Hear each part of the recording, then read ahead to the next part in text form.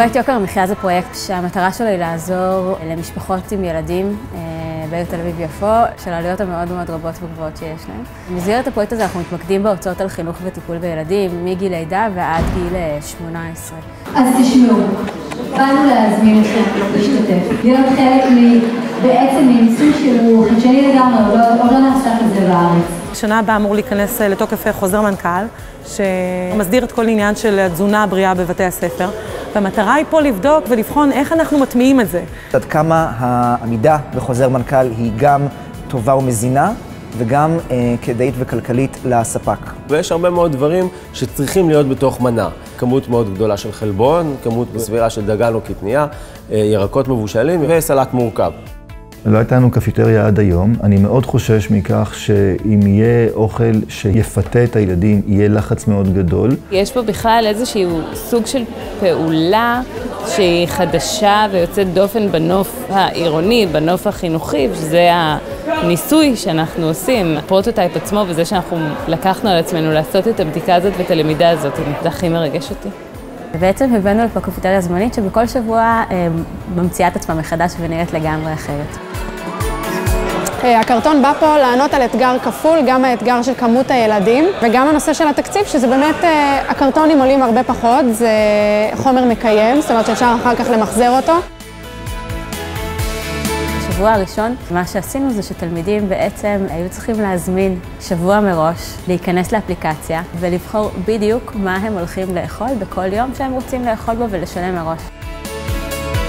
יש פה ילדים רעבים שבמהלך שעות היום מוציאים המון אנרגיות, הם גם ילדים מתבגרים שיש להם גם המון פיתויים מבחוץ. יש לי כמה שאלות, איך היה היום? נגיד אם הייתה לך אפשרות היום להזמין, היית מזמינה מחר שוב?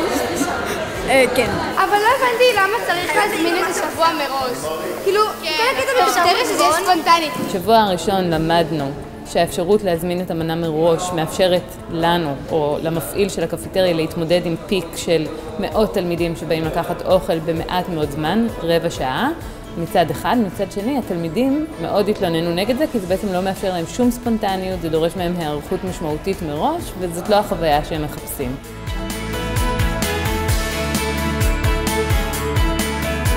ילדים ידעו שהם מגיעים למקום, ידעו שהם הולכים לאכול והם בחרו מראש באפליקציה, בדיוק באיזה ימים הולכים לאכול וכבר שילמו.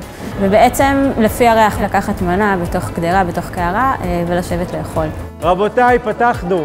יש לכם שמה קציצות בקר, קוסקוס טבעוני, מקלוב העוף ויש סנדוויצ'ים וסלטים. היה מלא תורים כאילו ופחות היה זמן לקנות ונגיד כאילו נגמר ההפסקה אז צריך לעלות לכיתה אז כאילו. עד שקיבלתי את המנה ועד זה, כבר נגמר ההפסקה והלכתי לשיעור. מה שעשינו היום זה יצרנו תחנות שונות שסימנו אותם על ידי השערים האלה עם השלט למעלה. זאת אומרת, תלמיד שנכנס לקפיטריה ראה מרחוק מה המנות שמוגשות היום, והוא יכל מראש להעמיד את עצמו בתור הרלוונטי, וזה עבד. המנות שהתחברתי אליהן באופן אישי היו המנות החמות, באמת היה אוכל נפלא.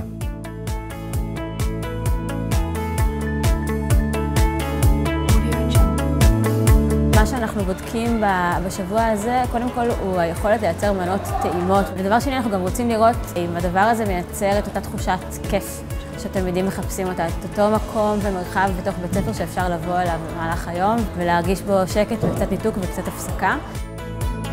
הם מצליחים להחזיק יותר את סוף היום לאחר שהם אכלו ארוחה מלאה.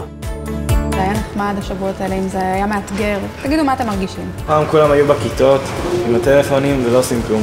ועכשיו כולם יצאו החוצה, אוכלים ביחד עם חברים. יצא לי שישבתי ליד כמה ילדים חדשים שלא דיברתי איתם בכיתה ט' כי ישבתי לידם. הכי טעים בקפיטריה היה לי את הקוב סלק. פסטה עם הדג. סנדוויץ' וסלט עדשים. היה גם חמין, שזה לא ציפיתי שיהיה. אורז העוף. אורז עם בשר בקר. דמיץ' טונה. הטורטיה עם העוף.